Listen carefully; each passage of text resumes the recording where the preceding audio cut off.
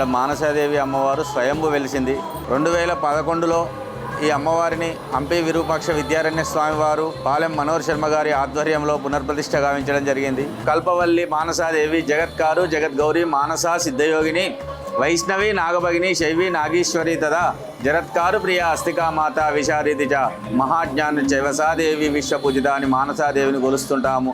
అమ్మవారు 12 నామాలతో వెలిసి ఉన్న తల్లి. తెలంగాణ ప్రాంతంలో ఏకైక ఆలయంగా విలసిల్లుతున్నది. అమ్మవారు స్వయంభూ విగ్రహం ఉన్నది. ఈ మానసాదేవి ఎవరు అంటే అమ్మవారు మనస్సంకల్ప సిద్ధి, మనస్సంకల్పం తనంతల తానుగా వెలిసిన స్వయంభూ అమ్మవారు. ఈమె పార్వతీదేవికి శక్తి స్వరూపిణి. ఈ అమ్మవారు కశ్యప మహాముని యొక్క కూతురు. భూలోకం భువర్లోకం సువర్లోకం మహర్లోకం జపోలోకం తపోలోకం సత్యలోకం అతల వితల సుతల తలాతల రసాతల మహాతల పాతాల లోకాల కింద 7 లోకాలు పైన 7 లోకాలు. ఈ 14 లోకాలలో ఉన్న ఒక్కొక్క లోకానికి ఒక్కొక్క దేవుడు అధిపతిగా ఉన్నాడు. పాతాల లోకము అంటే నాగలోకము. ఈ నాగలోకానికి అధిపతి కశ్యప మునీంద్రుడు. ఈ కశ్యప మునీంద్రుడికి 2 భార్యలు. ఈ అమ్మవారికి సహోదరులు అంటే కశ్యప ముని తండ్రి అవుతాడు. ఈ అమ్మవారికి సహోదరులు 9 మంది ఉన్నారు. 9 మంది కూడా వాసుకి సత్యకోచైవో ఐరావతో ధనుంజయో కర్కోటకో శంఖపాల అన్యంత శేషవాన అని ఈ అమ్మవారికి 9 మంది సహోదరులు ఉన్నారు. ఈ అమ్మవారు ఎలా పుట్టింది అంటే మనస్సంకల్ప సిద్ధి ద్వారా పుట్టింది.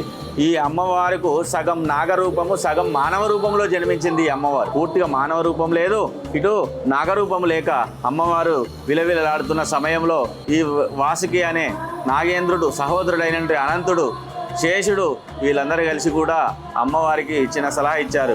ఏదేనికైనా పరమేశ్వరుడే మనకు దిక్కు కదా, ఈ పరమేశ్వరుని వేడుకుంటే అన్నీ కూడా మనకు తొలగిపోతాయని చెప్పి ఆ పరమేశ్వరుని వేడుకోవడం జరిగింది. ఆ పరమేశ్వరుడు ఆజ్ఞానుసారంగా శివ సంకల్ప సిద్ధి అంటారు, శివ మానస పుత్రిక అంటారు. అప్పుడు శివుని ఆజ్ఞ వలన, శివుని ఇచ్చిన ఆయురార్థం వలన అమ్మవారు పూర్తిగా మానవ రూపంలోకి మారిపోయింది. ఆ తర్వాత పెళ్లి వయసుకు వచ్చేసింది. శక్తి స్వరూపిణి అయినటువంటి మానసాదేవికి పెళ్లి చేయాలనే సంకల్పం ఈ నవనాగులందైన 9 మందికి సంకల్ప సిద్ధి కలిగి జగత్కారు మహాముని అనే అబ్బాయిని చూసి ఈ అమ్మవారికి పెళ్లి చేయడం జరుగుతుంది. ఆ అమ్మవారి పేరు జగత్కారుని, ఆ అబ్బాయి పేరు కూడా జగత్కారువు.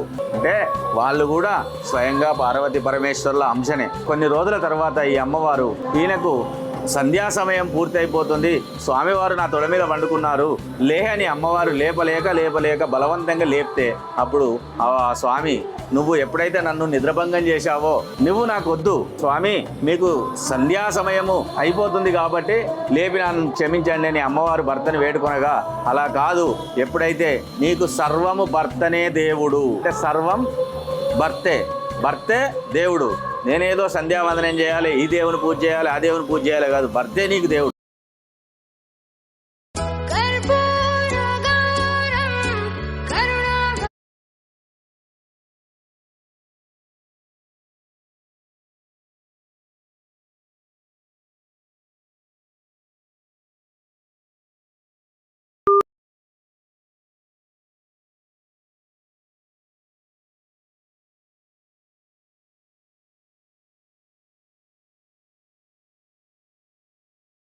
శివ మానస పుత్రిక